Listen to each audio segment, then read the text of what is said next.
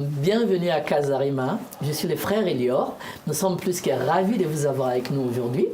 Et aujourd'hui, nous avons la grâce d'avoir un invité de marque, le pasteur Marcel Kwamenan. Pasteur, bonjour. Bonjour, mon frère. C'est un réel plaisir de vous avoir. Merci. Comment vous allez, pasteur? Ça va, par la grâce de Dieu, merci. Alléluia. Nous allons profiter de votre sagesse, de votre passage parmi nous, pour toucher un peu certains sujets en profondeur, notamment les sujets autour des liens. Il y a souvent beaucoup d'enfants de Dieu qui... Enfin, on a l'impression que leurs cheveux se dressent sur leur tête quand ils entendent parler des liens. Et on aimerait justement profiter un peu de votre sagesse. Mais pour cela, je vais d'abord introduire notre verset du jour. À la suite de la résurrection du Seigneur Jésus, de Lazare, par le Seigneur Jésus, dans Jean 11, 44, la Bible dit ceci. « Et les morts sortis, les pieds et les mains liés des bandes, et les visages enveloppés d'un linge. Jésus leur dit, déliez-le et laissez-le aller. » Pasteur Marcel, on peut être ressuscité, mais encore lié, n'est-ce pas? C'est normal. Déjà, dans le principe de la foi, ce verset illustre combien de fois Jésus nous a sauvés, à l'exemple de Lazare. Mais il va confier une tâche aux disciples en disant, d'abord Lazare sort de la tombe, donc Lazare est ressuscité, mais il fait comprendre aux disciples, vous avez une mission de le délier. Ça veut dire qu'il avait le bandage de la mort, de toute cette condamnation, ce qui faisait de lui un homme déjà qui sentait déjà. Et il y avait tous les rituels de mort qu'il avait suivis normalement dans un tombe et un cimetière qui était à l'oubliette. C'est vrai. Mais le Seigneur a opéré quelque chose. Et cette résurrection nous montre que il y a la vie que Dieu nous donne. Il y a souvent, c'est un lien qui traîne derrière nous. Et ce lien consiste à quoi? Un bandage consiste à envelopper tout le corps, les yeux, les mains, à immobiliser le corps. C'est vrai. Voilà. Et c'est ça, en fait. Donc, tu peux être ressuscité, tu peux être à l'église, mais tu as encore les pieds liés, les mains liées. Souvent, même tes yeux sont bandés, tes oreilles sont bandées, alors que tu es bien à l'église. Et il faut que cette réalité spirituelle, que les gens le comprennent. Et alors, on va le voir aussi dans le livre de Matthieu, ou le chapitre 17, où il y avait cet homme qui avait son fils, son enfant qui était lunatique, rempli d'un démon, qui le poussait chaque fois à tomber dans l'eau ou dans le feu pour le faire périr. Mais quand même, regardez à quel point l'esprit ne fait pas tomber l'enfant dans un lit pour dormir, mais dans le feu. N'est-ce pas? Dans le lieu à danger, dans le lieu à destruction, là où ça pouvait nuire à la vie de l'enfant. Donc les démons sont calculateurs. Il arrive, toi, tu es là, tu travailles, tu bosses. Chaque fois tu te mets à fond. Quand l'argent rentre dans tes mains, pop, les dépenses arrivent. À un moment donné dans ta vie, tu dis, ok, je bossais, je prends ma retraite. Pop, quelques jours après, tu tombes malade. Et tout le temps que tu t'es donné à dire, je vais avoir un peu, je vais économiser, je vais développer, c'est là que toutes les problématiques, à la veille d'un mariage, une situation, tu reçus ton diplôme, c'est là que tu tombes malade. Tu te bats dans la vie au moment où tu te dis, bon, enfin je vais un peu respirer, tu tombes dans plein d'histoires. Et tu te dis, mais qu'est-ce qui m'arrive? C'est comme si ta vie est traquée, ta vie est suivie, c'est comme si tu es observé.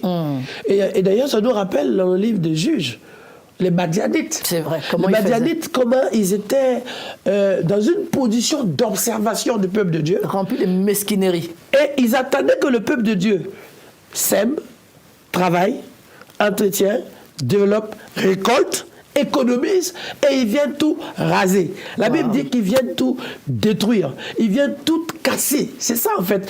Ce sont des esprits mauvais. Ce sont des esprits dangereux. Et aujourd'hui, on se retrouve à une situation où les gens, dans l'ignorance, ne savent pas que même dans le domaine de la maladie. Je prends un exemple. Ce qu'on appelle l'ADN, déjà. L'ADN, c'est de père en fils. C'est un contexte même d'héritage. L'ADN caractérise même le composant de l'homme. Donc, souvent, on voit qu'il y a des maladies du diabète de père à fils. Héréditaire. Ouais, héréditaire. On voit le cancer et d'autres maladies spirituelles, d'autres dominations, ce qu'on appelle les liens. Les liens des malédictions. Les liens ancestraux. Et qui sont des choses qui arrivent chaque fois. D'autres, c'est à des périodes, des saisons. À chaque fin d'année, ou à leur anniversaire, ou à des temps importants. À l'exemple, il y a quelques semaines, j'étais en train de traiter ce sujet-là. Et d'ailleurs, chaque 2 mois, je donne un cours d'enseignement à peu près à 600 étudiants. Voilà. Et, sur la démonologie, sur comment briser les liens ancestraux et connaître les signes de manifestation de ces démons. Et tout à coup, pendant cet enseignement, qui était présentiel et aussi en ligne, une famille s'est levée où tous les mois d'août, dans cette famille, quelqu'un meurt. Waouh! Tous les mois d'août, c'est quand même impressionnant. C'est comme, il y a un sacrifice, ça nous rappelle le temps de Pharaon. Exactement. L'esprit des morts qui est entré en Égypte va cibler les premiers-nés. C'est vrai. Ça ne cible pas n'importe qui, les premiers-nés. Donc, ça veut dire que, et je vais même plus loin, ce n'est pas une histoire seulement de premier-né en tant que le premier fils, la première fille. Non. Quand on dit premier, ça veut dire que celui qui veut réussir en premier, celui qui veut être celui qui s'est marié en premier, celui qui est marié en premier, celui qui gagne en premier, celui qui lève la tête plus haut, a construit une maison dans les villages en premier. Ouais. Celui qui aujourd'hui fait des projets en premier, celui qui réussit sa vie est aussi ciblé, est aussi observé. Et en fait, ça fait qu'aujourd'hui, dans l'ignorance, on ne sait pas comment faut prier. Oh, il y a une manière de prier. Amen. Jésus dit que je vous ai donné le pouvoir. Et aussi, on va voir dans le cadre même des disciples, qu'est-ce que Jésus dit? Il dit, Satan vous a réclamé. N'oublions pas que les disciples ne sont pas venus à l'appel de Dieu d'eux-mêmes. C'est Jésus qui les a appelés. Amen. Alors si Jésus appelle les disciples et que Satan cherche à les réclamer, à les récupérer et à les créer des conditions de destruction nuisibles sur leur vie, à comme de plus fortes raisons, nous, un homme de façon naturelle ou lambda, la personne X qui est au Congo ou qui se retrouve peut-être à Paris ou à Genève ou à Abidjan ou au Canada, ça nous montre à quel point il y a un vrai acharnement. Tous les jours, si ce n'est pas la grâce de Dieu, on ne tient pas. Tous les jours, il y a des gens qui sont attaqués. J'ai vu des gens qui sont devenus fous. Du jour au lendemain. Du jour au lendemain. À la veille d'un virage important de leur vie professionnelle, où on doit leur récompenser, leur donner des moyens. D'autres qui ont eu ce qu'on appelle des morts subites. Et je peux vous dire que moi, je rends grâce à Dieu parce que pour moi, je crois aux actes des apôtres. Amen. Et ça continue d'ailleurs. Aux actes des apôtres. Amen. C'est pour ça que j'ai appelé ça Badaboum. Badaboum, c'est le tout à coup de Dieu. Tout à coup. Chaque mois aujourd'hui, chaque mois, au moins chaque mois, je vois par la grâce de Dieu un cas de folie qui est délivré. Oh, merci Seigneur Jésus. En France. Et des gens qui sont là, qui sont pris dans leur tête. À l'hôpital, on leur dit, ils souffrent de bipolarité, schizophrénie. D'autres sont sur ménage ou d'autres explications. D'autres pour lesquels même juste on leur donne des calmants, d'autres on les pique pour pouvoir les mettre. Ce sont des gens que je vois, que lorsque je les rencontre, et le Seigneur me dit, pose la main, prie pour eux. Il arrive que je fasse un jeûne de prière pour eux, parce qu'ils n'arrivent pas. Où on amène ces familles-là qui viennent avec ces personnes, qui sont libérées par la puissance du Saint-Esprit. Amen. J'ai même vu ces liens des morts qui sont manifestés, où ici en France, dans un hôpital français, quelqu'un a été ressuscité. Alléluia. Mort, déclaré mort.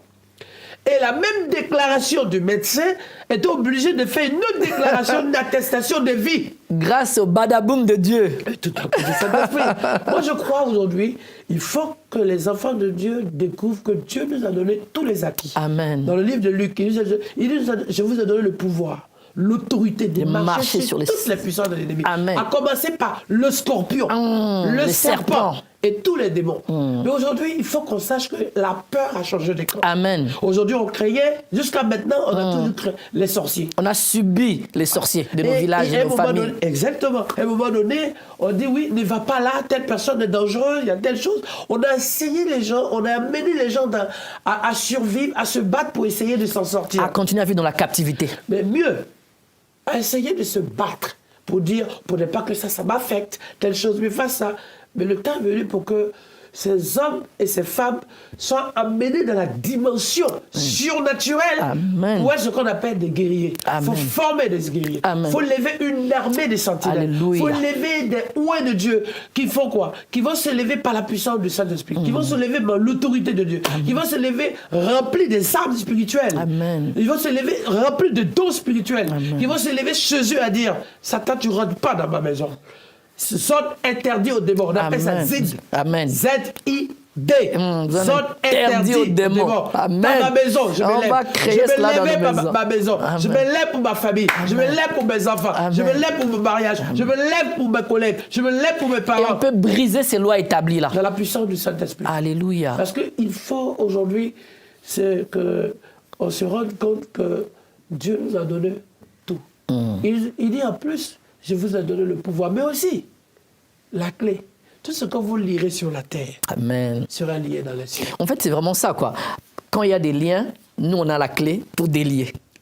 Aussi simple que ça. Et on a l'épée de l'esprit. Amen. Pour couper. J'appelle ça couper, briser, écraser. Alléluia. Couper, briser, écraser. Amen. Couper, briser, écraser.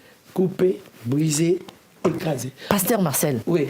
Alors, tous nos chers rachetés qui, dans leur maison, ont peut-être entendu quelqu'un leur dire qu'à la croix, tout est accompli et qu'ils faisaient l'autruche jusqu'aujourd'hui en fermant leurs yeux, en se refusant de se lever et prendre les armes de Dieu pour combattre. Quel message vous avez pour eux? Ces gens-là qui subissent la maladie, l'échec au bord du succès, comme vous savez, l'oncle qui meurt subitement, le frère qui meurt, et ces lois établies, ils continuent de les subir, mais ils continuent de se réfugier toujours derrière l'argument « tout est accompli à la croix ». Qu'est-ce que vous leur dites? Les gens qui enseignent ces choses sont des ignorants.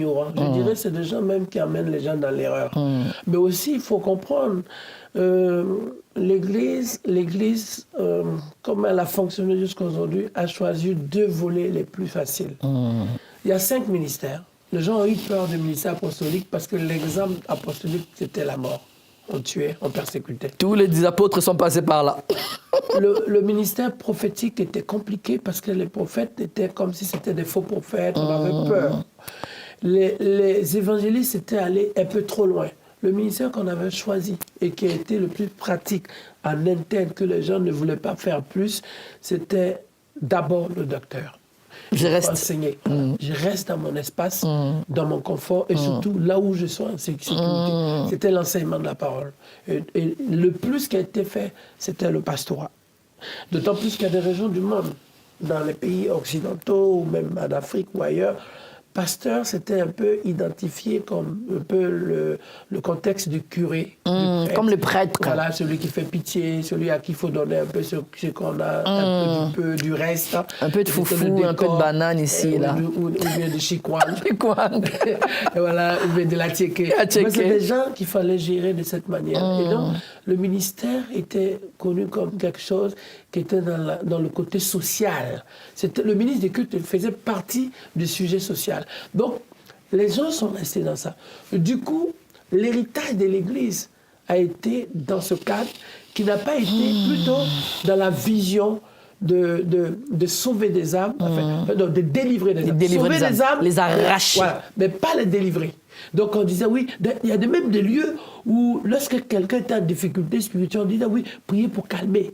On ne chasse pas, on prie pour calmer. On calme juste. Oui, il faut que ça se calme. Oui, oh là là, faites-la taire, faites-la calmer. Mais quand tu es calme, ta douleur continue. Quand tu es calme, ton problème continue. Quand tu es calme, ton combat continue. Exactement. Qui est-ce qui combat pour toi quand tu dors mal? Qui est-ce qui combat pour ton enfant lorsque tu te retrouves en difficulté avec toutes tes luttes, toutes ces parasites des démons, ces esprits mauvais pour lesquels tu es aujourd'hui comme insomnie, fatigué, comme attaque, flèche, coup, secoué, ou ces héritages de malédiction, de sorcellerie, d'envoûtement, de blocage financier, tu sais qu'il y a comme la main sèche sur toi. Tu sais que la maladie qui arrive, le médecin ne trouve pas. Une anomalie On a totale. fait tous les tests. Voilà, donc je trouve que cette réalité spirituelle, aujourd'hui, on ne peut plus cacher ça. Amen. On ne peut plus l'ignorer. Alléluia. Donc, certes, ceux qui ne le font pas, ne l'ont pas connu. Ils ne le connaissent pas. Et aussi, ils n'ont pas, je dirais qu'ils n'ont pas aussi, parce que Dieu fait grâce à qui il veut. Hein. Ce sont des gens certainement qui n'ont pas cette grâce. Mais dire qu'il faut faire le truc, il ne faut pas faire ci, ou carrément diaboliser en disant que ceux qui font ça. Il y a plein de pasteurs hein, que je connais. Des pasteurs sur la place, qui ont des grands ministères, et qui nous disaient, nous autres, pasteur Marcel qui fait des délivrances, c'est pas de Dieu. Mais aujourd'hui, Ils ont compris. non mais même ils ont demandé que je fasse une formation pour leur équipe et leur pasteur, et aujourd'hui, maintenant ils sont en train de prier et rentrer dans le combat spirituel. Gloire à Faut Jésus. arrêter. Dieu ne nous a pas appelés à caresser les gens. Dieu ne nous a pas appelés peut-être à nous toucher les cheveux. Il nous a appelés à sauver des âmes. Mais Amen. lorsque l'âme de la personne Et est en prisonnière, captivité, il faut faire quelque chose. il faut la sortir de là. Oui, Il pasteur. faut la libérer de là. Il faut aller. Et souvent, ce qui retient ces choses, souvent, c'est des chaînes. Il faut briser ces chaînes-là. Il faut détruire ces chaînes-là. Et on ne va pas détruire juste avec des versets bibliques. C'est par l'autorité spirituelle. Amen. Le Seigneur nous a donné l'épée de l'esprit. Pourquoi on coupe ces choses-là?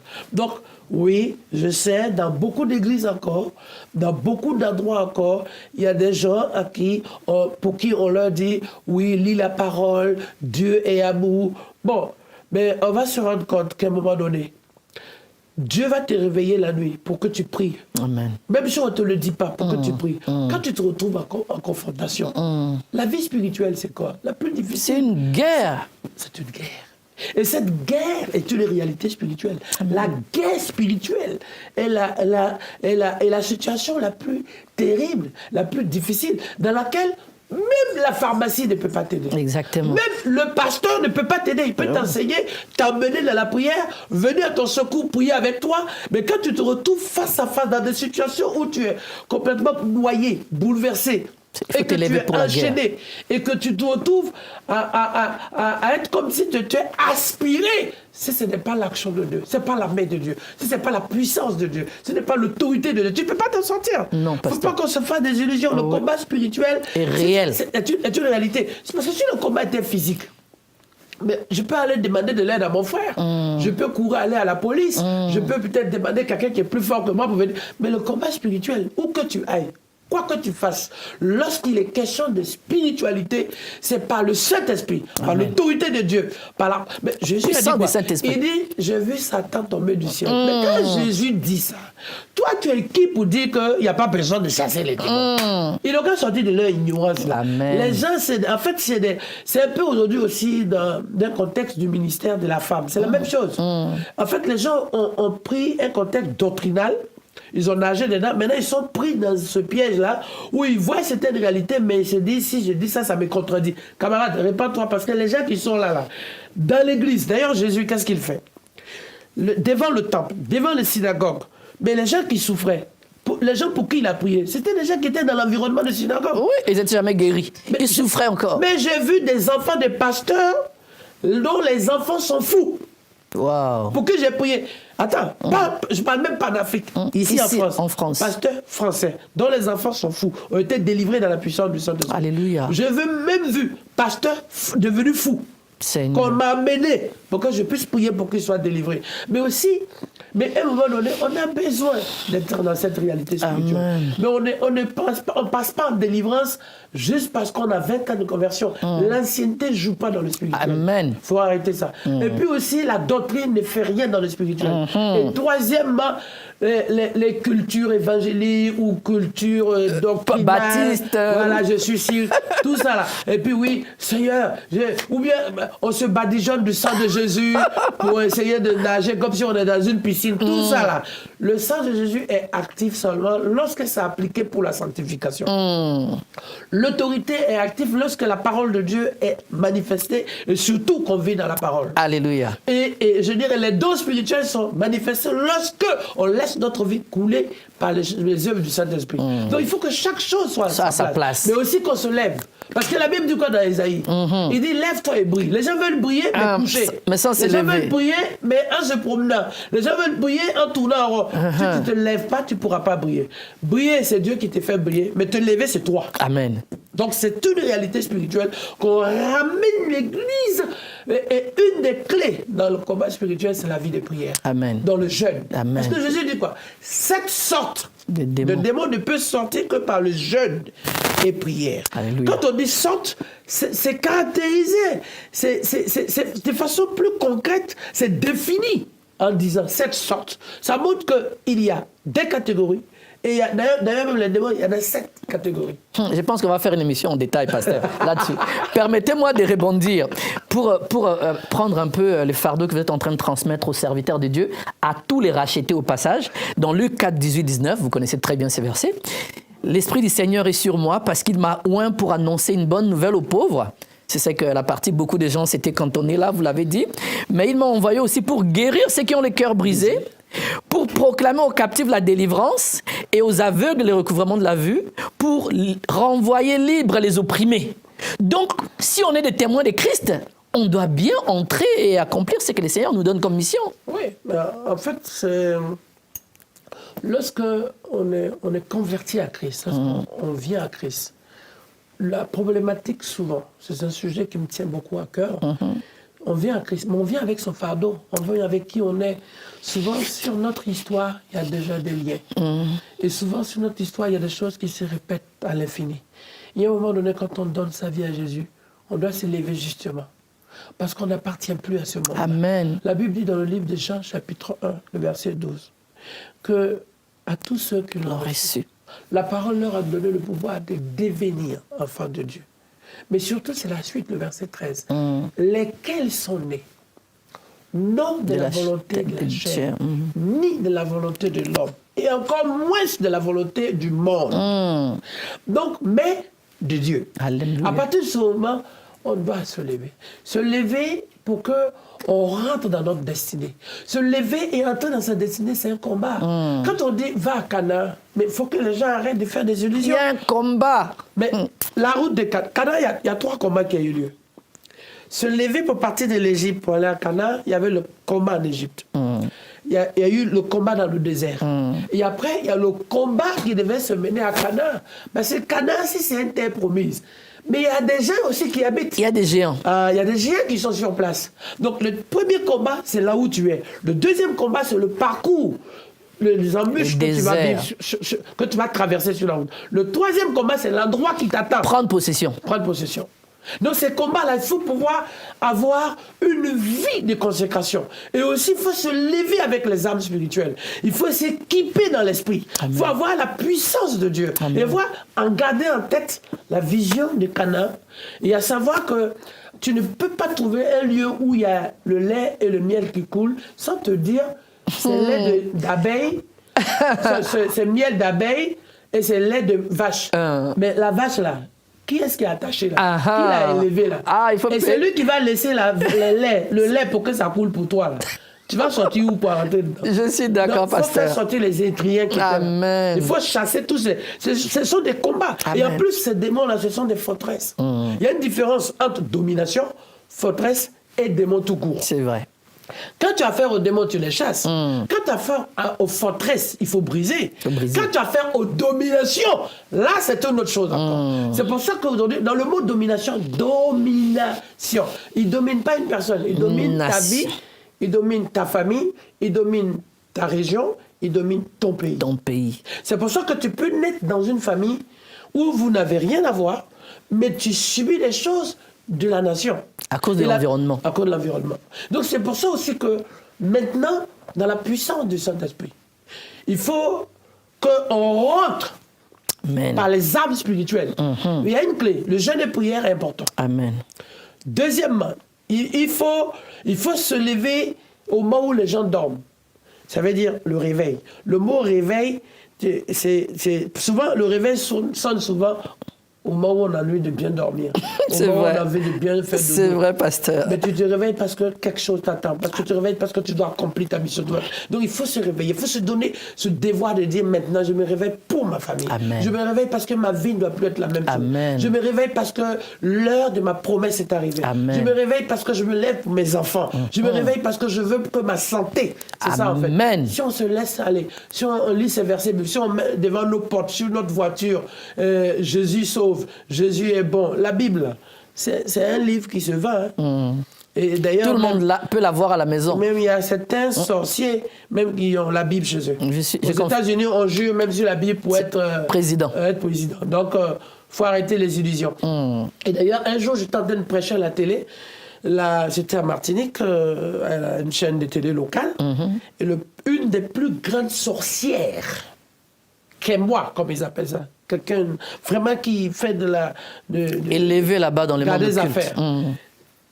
À regarder la chaîne. Et au moment où je commence à prier, le Saint-Esprit me dit, quelqu'un est en train de regarder la chaîne. J'ordonne que l'esprit qui t'anime soit vaincu. Elle est tombée par terre. Merci Elle Seigneur s'est levée, Jésus. elle a essayé de savoir où c'était. Moi, j'ai pris le voyage, j'ai pris l'avion, je suis parti. Elle a cherché. Et quelqu'un lui dit, le pasteur, la personne que vous avez vue était un pasteur. Et il prie à tel endroit. La dame s'est transportée, elle est venue. Wow. Et c'est comme ça qu'elle a donné sa vie à Jésus. Alléluia. Et quand elle a pris le micro, elle disait, vous savez qui les gens avaient peur. Les gens se sont dit, ah, cette dame-là, cette dame-là, cette dame. Et elle disait, ah, toi, tu étais venu me voir pour que je fasse du travail pour l'homme que tu voulais. Mais je t'ai donné je t'ai fait un travail avec du pipi. Seigneur Jésus. Bon, je disais, madame, tais-toi, arrête. Arrête de vendre tous les elle dit, dossiers, là. Dieu m'a sorti de loin. Et c'est ça, la réalité. C'est que souvent, l'ennemi, les gens pensent pour s'en sortir. Et malheureusement, c'est dans l'ignorance. Quand tu as des problèmes, quand tu ne sais pas où t'en sortir, quand tu dors mal, quand tu respires plus, quand pour t'asseoir, pour être en bonne santé, c'est un combat, alors tu prends tout ce qu'on te propose et tu prends n'importe quoi. Mais le temps que les enfants de Dieu sachent une chose, aller à l'église ne fait pas de toi un délivré. Et avoir une Bible et avoir 30 ans de conversion ne fait pas de toi un délivré. Il faut que tu saches qu'à un moment donné, tu as besoin d'être renouvelé dans ta vie. Et mieux d'être libéré dans ton âme. Amen. Et encore plus, parce qu'il y a l'étape, il y a 3 étapes. Il y a ton âme qui en souffre, il faut délier. Il y a ton esprit qui, après, subit et surtout vit les héritages à perpétuer. C'est pour ça que certains démons passent de parents à enfants. Fils. À fils, ou même d'héritage en héritage, parce que c'est dans l'esprit que ça se passe. C'est même pas seulement dans le nom. Le nom, c'est encore une autre chose. Ça, c'est la dernière manifestation. Souvent, c'est dans l'esprit. Et souvent, c'est des pays. Souvent, c'est des familles. Souvent, c'est des régions. Souvent, et même mieux. Souvent, on se dit, mais pourquoi mon mariage a un problème? En fait, ton mariage n'a pas de problème. Satan n'a rien à voir. Il s'en fout de ton mariage. Il ne veut pas ton bonheur. Il ne veut pas le bonheur de ton couple. Satan s'en fiche de ton argent. Il ne veut pas que tu sois heureux dans les finances. C'est vrai. Et en fait, toi, tu te catalogues sur, oui, j'ai 300 euros, j'ai 1000 euros, j'ai 500 000, j'ai gagné. Non, tu peux gagner 100 euros et t'en sortir à côté de quelqu'un qui gagne 1 million par mois et qui s'en sort pas. C'est vrai. Donc, ce n'est pas la quantité, c'est le bonheur de ta vie. Amen. Tu vas voir quelqu'un passer avec une voiture, mais c'est quelqu'un qui est dépressif, quelqu'un qui est suicidaire, quelqu'un qui est dans une grande maison, tu te dis waouh! Mais quand tu arrives dans cette maison, tu préfères même aller dormir sur un banc. C'est vrai. Ou dormir dans ton petit canapé et être heureux que d'avoir une. C'est ce que la Bible dit. Donc aujourd'hui, il faut que les enfants de Dieu se lèvent. Amen. Il faut aussi que l'enseignement, le ministère pastoral, les gens protègent plutôt leur dire. On ne veut pas dire les choses. Les pasteurs doivent devenir aussi des guerriers qui accompagnent les enfants de Dieu. Peut-être que le gars il part de l'église. On n'est pas que si ou ça. Aujourd'hui, il faut qu'on soit des gens authentiques. Amen. Capables de prendre autorité. Amen. Et de prier et de discerner quel est le problème qui anime le frère. Et qu'il puisse être libéré dans son âme. Les gens sont là. Et en tant que berger. En tant que berger. Et le berger, il protège le berger nettoie, le berger veille. Mais aujourd'hui, les gens souffrent. Les plus de personnes qui souffrent dans le monde, souvent, il n'y a plus de limite. Même souvent dans l'église, 80%. Malheureusement. Les gens souffrent. Ils viennent, ils font le service, ils sont fidèles, ils font plein de choses. Ils repartent avec leur dépression à la maison. Ils repartent avec leur dépression, ils arrivent à la maison, ils sont seuls. Et souvent, qu'est-ce qu'ils disent? Seigneur, est-ce que tu m'as oublié? Seigneur, est-ce que tu m'attends? Et on entend que souvent d'autres se dépriment. D'autres sont dans la solitude, on voit même des gens suicidaires, d'autres entrent dans des transformations physiques, d'autres sont dans des relations un peu bizarres. Ce sont les maladies des lames, remplies de démons malheureusement qui se manifestent de cette sorte. Le temps est venu dans le nom de Jésus. Toi qui regardes cette émission, Amen. que la puissance de Dieu puisse agir dans ta vie et dans ta famille, et personnellement que ce que tu traverses et ce que tu n'arrives même pas à donner un nom à ce que tu vis. Que Dieu puisse te délivrer. Amen. Que Dieu puisse enlever ça, Amen. laver ça, Amen. nettoyer, purifier dans le nom de Jésus. Et que l'épée de l'esprit se manifeste comme des ciseaux à cisailler ce qui te tient en captivité. Que la grâce et la gloire de Dieu, l'intervention de Dieu puisse opérer une action divine, puissante, comme Jésus de Nazareth a dit à ce temps. Lève-toi, range ton lit. Tes péchés te sont pardonnés. Amen. Et de 3, rentre chez toi libre. Comme Jésus a dit à Lazare, Lazare, sors du tombeau. Il faut que tu entendes ton nom crier. Amen. Il faut que ton nom soit exprimé. Il faut que Dieu s'arrête, comme sur la route de Jéricho, Amen. pour Batimée. Il s'arrête pour toi. Et aujourd'hui, qu'il s'arrête pour toi. Amen. Il s'arrête pour que tes larmes soient essuyées. Il s'arrête pour te sortir de cette situation. On appelle ça de l'impasse. Tu es passé dans tout le domaine. Tu as essayé de mettre les sujets à gauche, à droite. Tu as changé. Souvent même, on est tellement mal. Quand on change de boulot, le problème reste la même chose. Tu as essayé de changer même de maison, le problème reste la même chose. Tu as essayé de changer des relations avec les gens, le problème reste la même chose. Tu as essayé de changer même d'habit ou de façon d'être, le problème reste la même chose. Je prie maintenant que ce nœud, que ce lien, cette domination, ce joug, le joug qui est sur ton cou, le joug qui est sur ta tête, le joug qui est sur tes mains, le joug qui est sur tes reins, le joug qui est sur tes chevilles, sur tes genoux, sur tes pieds, et qui te tient, et qui t'empêche, et qui te bloque, soit brisé. Que ce joug soit coupé, que ce joug soit enlevé, que ce joug soit anéanti au nom de Jésus. Je prie maintenant de la puissance du Saint-Esprit. Ce joug n'a rien à faire sur ta vie. Ce joug est détruit aujourd'hui. Ce joug reste derrière toi. Tu dois témoigner de là où Dieu t'a enlevé. Tu dois proclamer les louanges de l'Éternel. Tu dois célébrer le nom de l'Éternel parce qu'il est vivant, parce qu'il est roi. Son nom est Dieu vivant, le ressuscité, le Seigneur des Seigneurs, l'alpha et l'oméga, le premier et le dernier, le commencement et la fin. Celui qui prend soin de, qui te donne la miséricorde, celui qui n'abandonne pas, celui qui te tient, celui qui est fidèle dans ta vie. La Bible l'appelle l'admirable conseiller, Dieu puissant, prince des pères, Père éternel. Que ce Dieu-là, qu'il agisse, qui s'occupe de toi. La Bible dit dans le livre d'Ésaïe, chapitre 53, qui a vu le bras de l'Éternel? Habitué à la souffrance, son aspect n'avait ni gloire, ni merveille pour attirer nos regards. Pourtant, c'est par ces maîtres cieux que nous sommes guéris. Peut-être les gens ne savent pas que tu vis difficilement. Les gens ne savent pas que tu subis. Les gens ne savent pas que tu combats. Les gens ne savent pas que tu luttes. Les gens ne savent pas que tu portes le poids de ta famille. Les gens ne savent pas que tu es malade dans ta vie. Les gens ne savent pas que tu es en pleine situation de dépression, souvent même d'oppression. Parce qu'il y a la dépression, il y a l'oppression, il y a la pression. Les 3 choses associées créent quoi? Créent des difficultés. La pression, l'oppression, la dépression, ça fait des surcharges, des choses que tu n'arrives pas, des choses que tu ne comprends pas, des choses que tu ne réalises pas, des choses que tu n'interprètes pas, des choses qui ne se justifient pas. La seule chose, tu es comme pris dans un étau. Tu es dans une sorte d'éternel recommencement. Tu es dans une sorte de routine habituée, de sorte que tu n'arrives même pas à respirer. Une journée, avoir 1 heure de bonheur dans la journée, et que tu as un combat énorme.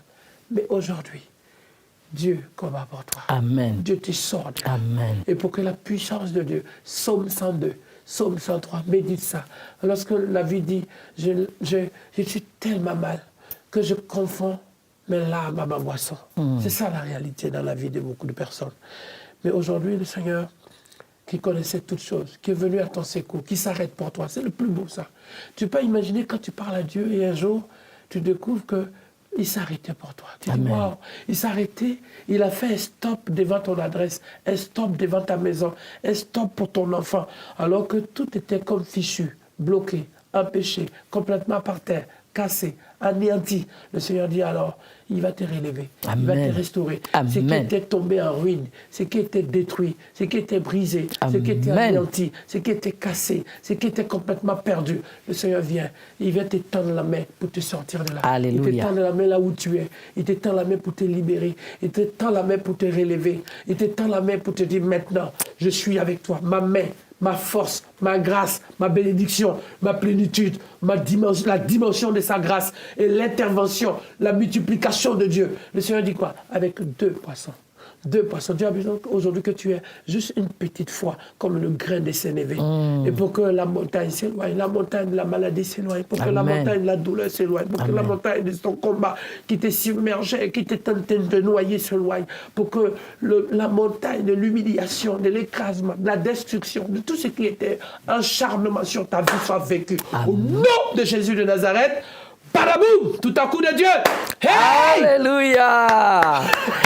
Je sais que nous aurons beaucoup de témoignages, Pasteur Marcel. Merci beaucoup. Nous rendons infiniment grâce à Dieu pour votre vie. Vous avez entendu l'enseignement profond, capable de faire tomber les forteresses dans nos vies. Alors appropriez-vous la révélation de se lever et de se battre pour remporter des victoires. Le badaboum de Dieu est disponible pour nous tous. Pasteur Marcel, c'était une bénédiction de vous avoir. Que Dieu vous bénisse abondamment. C'était le frère Elior avec Kazarima. À la prochaine.